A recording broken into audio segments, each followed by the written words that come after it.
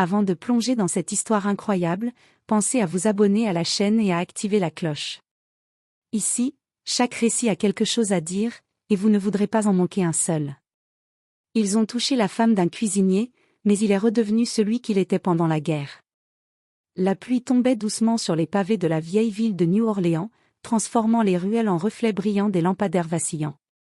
Dans un petit restaurant aux murs chaulés, Marcus Johnson travaillait derrière les fourneaux, les mains habiles mélangeant les épices avec une précision presque artistique. Il était connu dans tout le quartier pour ses plats savoureux, mais surtout pour son calme, sa gentillesse et sa discrétion. Peu de gens savaient que cet homme apparemment ordinaire portait en lui les cicatrices invisibles d'un passé qu'il avait tenté d'enterrer. Sa femme, Clara, était la lumière de sa vie. Elle l'accueillait chaque soir avec un sourire qui effaçait les ombres de ses souvenirs. Clara riait souvent, sa voix claire et mélodieuse remplissant la cuisine de chaleur et de réconfort. Pour Marcus, elle représentait tout ce qui rendait la vie digne d'être vécue, la sécurité, l'amour et la tendresse. Mais cette soirée-là, le monde que Marcus avait construit commença à se fissurer. Dans la ruelle adjacente au restaurant, 3 hommes ivres et agressifs s'en prirent à Clara. Ils la bousculèrent, la raillèrent, pensant provoquer la peur chez un simple cuisinier. Le cœur de Marcus se serra, sa poitrine se tendit, mais il ne bougea pas immédiatement. Son esprit replongea alors dans les horreurs de la guerre, les tirs, les combats, les trahisons, les longues nuits d'insomnie dans la boue et le sang. Chaque image de son passé se précipita dans son esprit, transformant sa peur en une colère glaciale, méthodique, militaire. Les hommes riaient de sa prétendue impuissance. Ils ne savaient pas que Marcus Johnson n'était pas qu'un chef de cuisine. Pendant la guerre, il avait été un stratège, un soldat endurci, capable de neutraliser ses ennemis avec une précision et une rapidité terrifiantes. À cet instant, la façade du cuisinier tranquille s'effondra. Ses yeux, d'ordinaire chaleureux et calmes, devinrent durs, perçants. Son corps, autrefois détendu derrière les fourneaux, se raidit comme prêt à l'action. Il s'avança, lentement, chaque pas mesuré, chaque respiration contrôlée. Le silence pesa sur la ruelle, et l'air sembla vibrer autour de lui. Les hommes, qui pensaient humilier une simple femme, furent frappés par la présence imposante de Marcus, qui ne parlait pas encore, mais dont le regard suffirait à intimider le plus audacieux. Ce soir-là, Marcus comprit que son passé n'était jamais vraiment parti. Qu'il le veuille ou non, il redevenait l'homme qu'il avait été pendant la guerre. Et ceux qui avaient osé toucher sa femme venaient d'éveiller un cyclone de puissance et de vengeance qu'aucune arme moderne, aucune provocation, ne pourrait arrêter. Dans l'ombre des lampadaires tremblants, la scène se figea, et tout le quartier, invisible aux yeux du reste du monde, sentit qu'un événement dramatique et irréversible venait de se produire. Les 3 hommes reculèrent instinctivement lorsque Marcus fit un pas en avant. Leurs rires se tarirent, remplacés par une inquiétude confuse.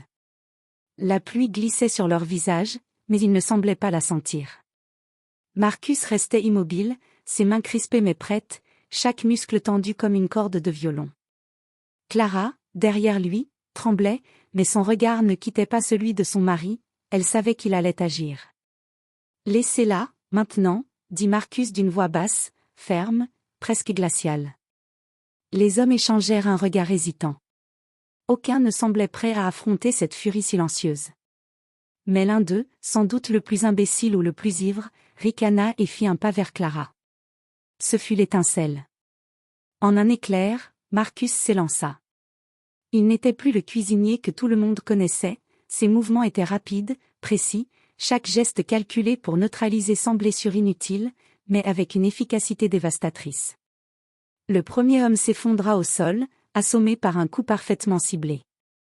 Le deuxième, surpris, tenta de saisir Marcus, mais il fut projeté contre le mur d'un coup sec qui fit résonner la pierre humide. Le troisième, enfin, chercha à fuir, mais Marcus le bloqua d'un simple geste. Les éclats de voix, les cris, la pluie battante et le fracas des corps créaient une symphonie terrifiante de chaos maîtrisé. Clara recula, les yeux écarquillés, incapable de prononcer un mot. Elle venait de découvrir une facette de son mari qu'elle n'avait jamais vue, et qui l'effrayait autant qu'elle la fascinait. Marcus, haletant, mais concentré, fixa les 3 hommes à terre. « Vous ne touchez jamais à elle, ni à personne d'innocent, murmura-t-il avec une autorité glaciale qui n'admettait aucune discussion. Les hommes, tremblants, réalisèrent l'erreur fatale qu'ils venaient de commettre. Leurs insultes, leurs provocations, s'étaient heurtés à un mur qu'ils n'avaient pas vu venir. Marcus, redevenu le soldat qu'il avait été pendant la guerre, leur fit comprendre que la violence n'était jamais gratuite, mais que la vengeance était méthodique. Clara, toujours derrière lui, murmura son nom, Marcus, je. Mais il ne l'écoutait pas encore. Ses yeux balayèrent la ruelle, son esprit déjà en train d'évaluer la prochaine menace. La guerre n'était pas finie pour lui. Cette nuit, il avait compris que la paix qu'il croyait avoir construite n'était qu'un fragile masque. Et alors que les sirènes de la ville retentissaient au loin, signalant peut-être un danger plus grand, Marcus sentit quelque chose se réveiller en lui, une détermination que rien, ni personne, ne pourrait arrêter. Pour protéger sa femme et tout ce qu'il aimait, il devait redevenir l'homme qu'il avait été dans les pires heures de la guerre. Cette nuit-là, New Orleans n'oublierait jamais le cuisinier. Le lendemain matin, Marcus se tenait derrière son comptoir, servant des clients comme si rien ne s'était passé la veille. Ses mains tremblaient légèrement sous la pression, mais son visage restait impassible. Clara posa doucement sa main sur la sienne, cherchant à le rassurer. « Tu n'as rien fait de mal, c'était eux », murmura-t-elle. Marcus hocha la tête, mais son esprit était déjà ailleurs.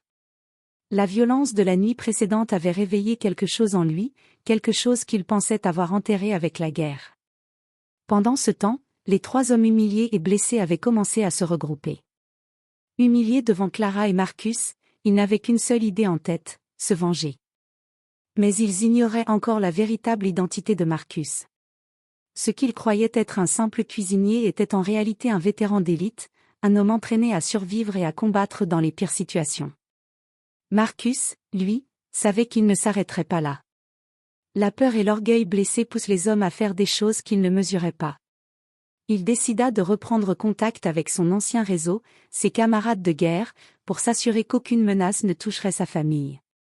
Dans le silence de sa cuisine, il appela un vieil ami, un ancien lieutenant qui connaissait tous ses secrets, toutes ses méthodes. Pendant ce temps, Clara tentait de continuer sa vie comme si de rien n'était. Mais chaque regard vers Marcus, chaque hésitation dans ses gestes, lui rappelait que quelque chose avait changé.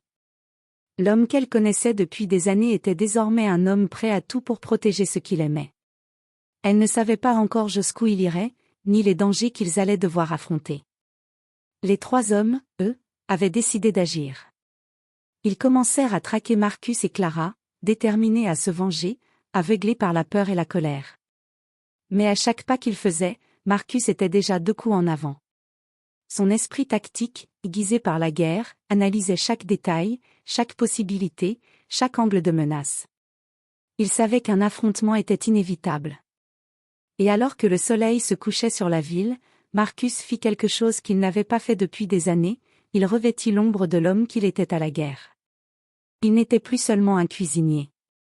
Il était un protecteur, un stratège, un soldat prêt à tout pour défendre sa femme et sa vie. Cette nuit-là, la paisible New Orleans allait découvrir qu'un simple cuisinier pouvait devenir un adversaire redoutable. Les fantômes du passé ne sont jamais vraiment partis, et Marcus était prêt à leur faire face, quel qu'en soit le prix. La nuit était tombée sur New Orleans, enveloppant les rues étroites d'un voile d'ombre et de mystère. Marcus et Clara avaient verrouillé les portes du restaurant, mais le silence n'était qu'un leurre. Les 3 hommes humiliés la veille rôdaient dans le quartier, déterminés à se venger. Ils pensaient que Marcus n'était qu'un cuisinier ordinaire, mais ce qu'ils ignoraient, c'est qu'ils avaient réveillé un monstre stratégique qu'ils n'avaient jamais rencontré. Dans la pénombre, Marcus observait les ruelles depuis une fenêtre arrière. Son regard perçant balayait chaque recoin, chaque silhouette suspecte. Son cœur battait calmement, mais sa vigilance était maximale. Chaque bruit, chaque mouvement éveillait ses instincts de soldat. Il avait passé des années à traquer, anticiper et neutraliser des menaces bien plus dangereuses que 3 hommes ivres. Clara, assise derrière lui, tremblait légèrement. Elle comprenait maintenant que son mari n'était pas seulement un homme de paix, mais un homme forgé par la guerre. « Marcus, que va-t-on faire » demanda-t-elle à voix basse.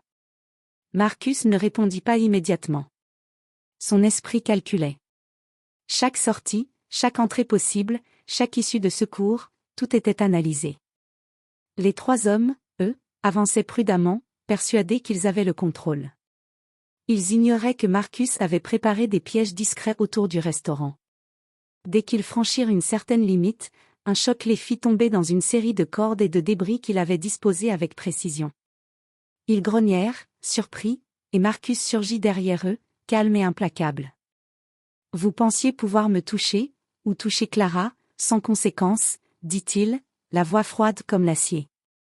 Les hommes comprirent, trop tard, que chaque geste de Marcus était méthodique, chaque mouvement calculé. Il n'agissait pas avec colère, mais avec une précision glaciale héritée de ses années sur le champ de bataille. Marcus neutralisa le dernier avec un mouvement de poignet qui les fit tous tomber à genoux, haletants et terrifiés. Puis il se pencha près du premier, le visage proche du sien, le souffle court mais contrôlé, « Si vous revenez, je ne serai pas aussi indulgent. » Clara se rapprocha de lui, posant sa main sur son épaule. Elle sentait toute la tension de son corps se relâcher, mais elle savait que ce n'était qu'une victoire temporaire. Marcus, quant à lui, ne souriait pas. Son regard était sombre, tourné vers l'avenir, conscient que cette nuit n'était que le début d'un conflit plus vaste. La guerre qu'il pensait avoir laissée derrière lui avait trouvé un écho dans sa vie actuelle. Et Marcus savait que, pour protéger ceux qu'il aimait, il devrait redevenir totalement l'homme qu'il avait été autrefois, implacable, stratégique et sans pitié. Les premières lueurs de l'aube filtraient à peine à travers les rideaux humides du restaurant. Marcus savait que la nuit ne serait pas terminée tant que les hommes de la veille rôdaient encore. Leur humiliation n'était pas oubliée, et leur colère grandissait. Mais Marcus n'était plus le même homme qu'ils avaient cru connaître. Chaque décision, chaque mouvement, était calculé avec l'expérience de la guerre gravée dans sa mémoire. Les trois hommes avaient décidé de frapper à l'aube, pensant surprendre Marcus et Clara pendant un moment de vulnérabilité. Mais Marcus avait prévu ce scénario. Il avait barricadé certaines entrées, placé des signaux d'alerte, et avait préparé des issues stratégiques pour Clara. Ce n'était pas seulement un cuisinier, c'était un soldat en mission. Lorsque le premier coup de poing fracassa la porte arrière, Marcus surgit, calme mais terrifiant. Il se déplaçait avec une précision presque surnaturelle, esquivant chaque attaque, neutralisant les hommes avec des gestes rapides et chirurgicaux. Clara, protégée derrière le comptoir, regardait son mari comme si elle découvrait un héros d'un autre temps. Le combat s'intensifia. Les hommes hurlaient de rage et de peur, mais Marcus était implacable. Il ne laissait aucune chance à la panique de prendre le dessus. Chaque mouvement était méthodique, chaque geste dicté par l'expérience de la guerre. Le dernier homme tomba à genoux, haletant, tandis que Marcus le fixait. « J'ai déjà survécu à pire que vous, » murmura-t-il. « Ne touchez jamais à ce que j'aime. » Une fois le danger neutralisé, Marcus s'assit, épuisé mais vigilant. Clara se précipita vers lui, ses mains tremblantes serrant les siennes. « Marcus, je savais que tu étais spécial, mais je ne savais pas. » dit-elle, la voix brisée par l'émotion. Marcus la regarda, ses yeux fatigués mais déterminés. « Je ferai tout pour toi, tout ce qu'il faudra, » répondit-il simplement. Cette nuit-là, New Orleans avait été témoin d'une transformation incroyable. Le cuisinier humble et discret avait révélé le soldat qu'il avait été, capable de protéger sa famille contre toute menace. Les hommes qui avaient cru humilier un simple citoyen avaient réveillé en lui un passé qu'il n'avait jamais oublié, et qui le rendait invincible quand il s'agissait de protéger ce qu'il aimait. Alors que le soleil se levait enfin sur la ville, Marcus et Clara se tenaient ensemble au milieu de la cuisine silencieuse. La tempête était passée, mais Marcus savait que la paix serait toujours fragile. Pourtant, cette nuit avait prouvé une chose, certains hommes ne restent jamais ordinaires, et certains amours valent toutes les batailles du monde.